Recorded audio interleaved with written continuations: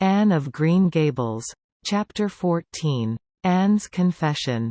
On the Monday evening before the picnic, Marilla came down from her room with a troubled face. "Anne," she said to that small personage, who was shelling peas by the spotless table and singing, "Nellie of the Hazel Dell," with a vigor and expression that did credit to Diana's teaching. "Did you see anything of my amethyst brooch? I thought I stuck it in my pincushion when I came home from church yesterday evening, but I can't find it anywhere."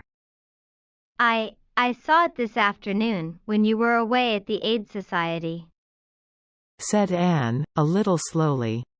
"I was passing your door when I saw it on the cushion, so I went in to look at it."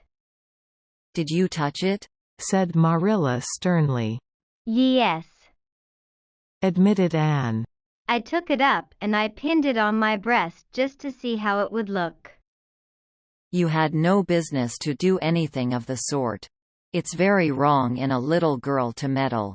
You shouldn't have gone into my room in the first place, and you shouldn't have touched a brooch that didn't belong to you in the second. Where did you put it?" "Oh, I put it back on the bureau. I hadn't it on a minute. Truly, I didn't mean to meddle, Marilla. I didn't think about its being wrong to go in and try on the brooch, but I see now that it was, and I'll never do it again. That's one good thing about me. I never do the same naughty thing twice." "You didn't put it back," said Marilla. "That brooch isn't anywhere on the bureau.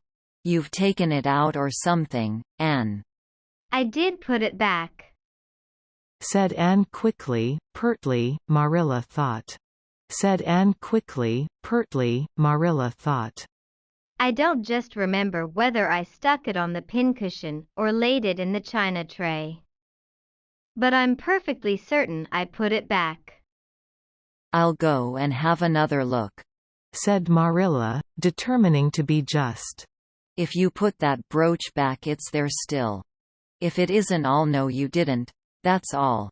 Marilla went to her room and made a thorough search, not only over the bureau but in every other place she thought the brooch might possibly be.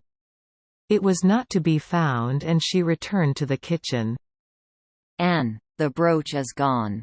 By your own admission, you were the last person to handle it. Now, what have you done with it? Tell me the truth at once. Did you take it out and lose it?" "No, I didn't," said Anne solemnly, meeting Marilla's angry gaze squarely. "I never took the brooch out of your room, and that is the truth, if I was to be led to the block for it, although I'm not very certain what a block is. So there, Marilla." Anne's "so there" was only intended to emphasize her assertion, but Marilla took it as a display of defiance. "I believe you are telling me a falsehood, Anne," she said sharply. "I know you are. There now, don't say anything more unless you are prepared to tell the whole truth.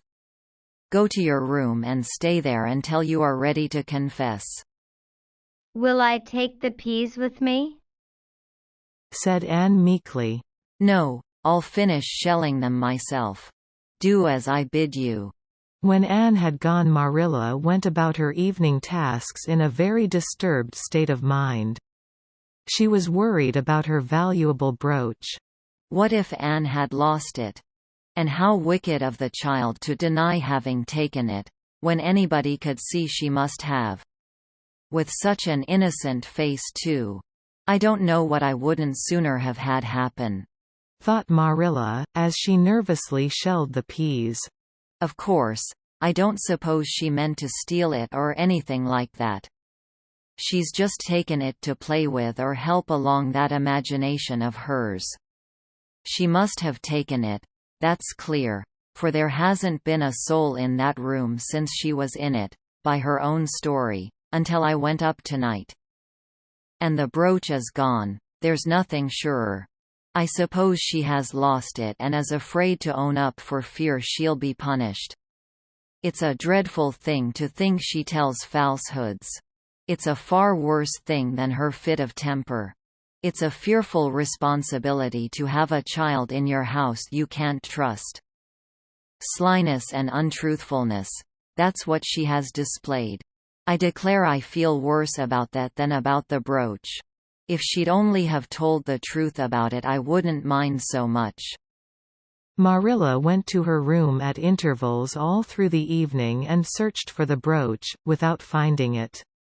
A bedtime visit to the east gable produced no result. Anne persisted in denying that she knew anything about the brooch, but Marilla was only the more firmly convinced that she did. She told Matthew the story the next morning.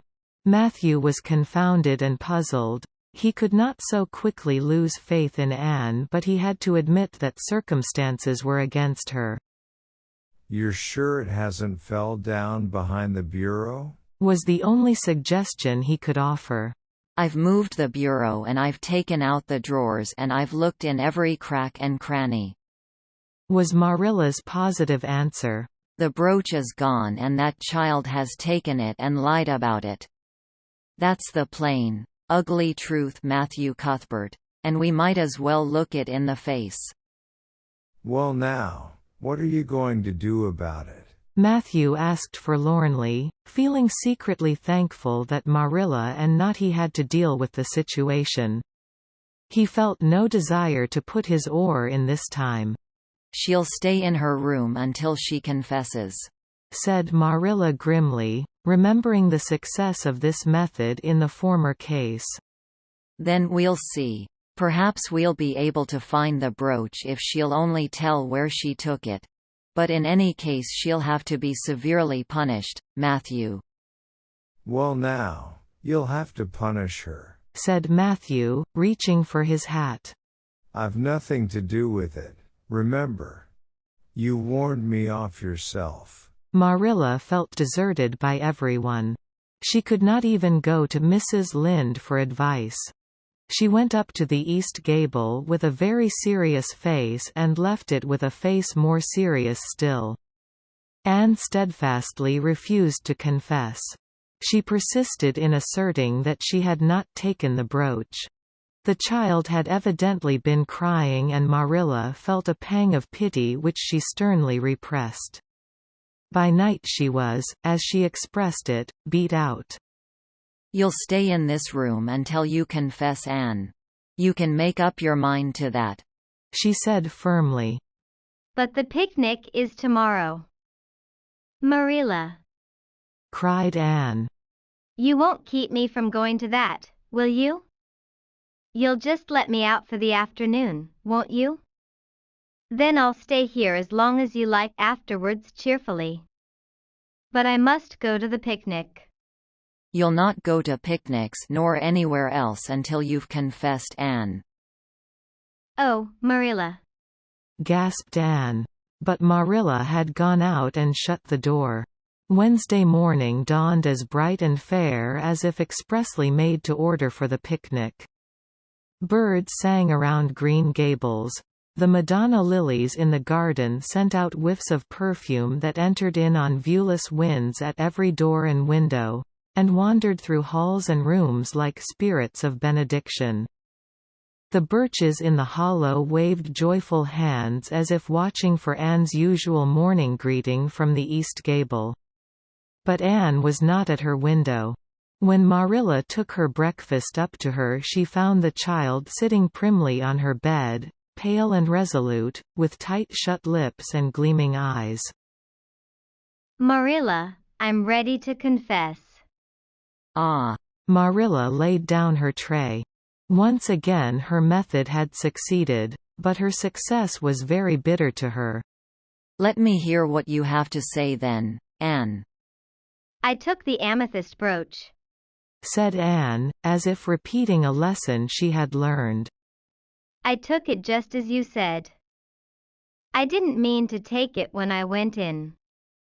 But it did look so beautiful, Marilla, when I pinned it on my breast that I was overcome by an irresistible temptation. I imagined how perfectly thrilling it would be to take it to Idlewild and play I was the Lady Cordelia Fitzgerald. It would be so much easier to imagine I was the Lady Cordelia if I had a real amethyst brooch on. Diana and I make necklaces of roseberries, but what are roseberries compared to amethysts? So I took the brooch. I thought I could put it back before you came home. I went all the way around by the road to lengthen out the time. When I was going over the bridge across the Lake of Shining Waters, I took the brooch off to have another look at it. Oh, how it did shine in the sunlight! And then, when I was leaning over the bridge, it just slipped through my fingers so, and went down, down, down, all purply sparkling, and sank forevermore beneath the Lake of Shining Waters. And that's the best I can do at confessing, Marilla. Marilla felt hot anger surge up into her heart again. This child had taken and lost her treasured amethyst brooch and now sat there calmly reciting the details thereof without the least apparent compunction or repentance. "Anne, this is terrible," she said, trying to speak calmly. "You are the very wickedest girl I ever heard of." Yes, I suppose I am, agreed Anne tranquilly. And I know I'll have to be punished. It'll be your duty to punish me, Marilla. Won't you please get it over right off, because I'd like to go to the picnic with nothing on my mind. Picnic, indeed. You'll go to no picnic today, Anne Shirley. That shall be your punishment. And it isn't half severe enough either for what you've done. Not go to the picnic. Anne sprang to her feet and clutched Marilla's hand. But you promised me I might. Oh, Marilla, I must go to the picnic. That was why I confessed. Punish me any way you like but that. Oh, Marilla, please, please, let me go to the picnic. Think of the ice cream. For anything you know, I may never have a chance to taste ice cream again. Marilla disengaged Anne's clinging hand stonily. You needn't plead, Anne. You are not going to the picnic and that's final. No, not a word. Anne realized that Marilla was not to be moved. She clasped her hands together, gave a piercing shriek, and then flung herself face downward on the bed, crying and writhing in an utter abandonment of disappointment and despair. For the land's sake, gasped Marilla, hastening from the room. I believe the child is crazy. No child in her senses would behave as she does. If she isn't, she's utterly bad. Oh dear. I'm afraid Rachel was right from the first. But I've put my hand to the plow and I won't look back.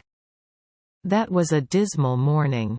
Marilla worked fiercely and scrubbed the porch floor and the dairy shelves when she could find nothing else to do. Neither the shelves nor the porch needed it, but Marilla did. Then she went out and raked the yard. When dinner was ready, she went to the stairs and called Anne. A tear-stained face appeared, looking tragically over the banisters. Come down to your dinner, Anne. I don't want any dinner, Marilla, said Anne, sobbingly. I couldn't eat anything.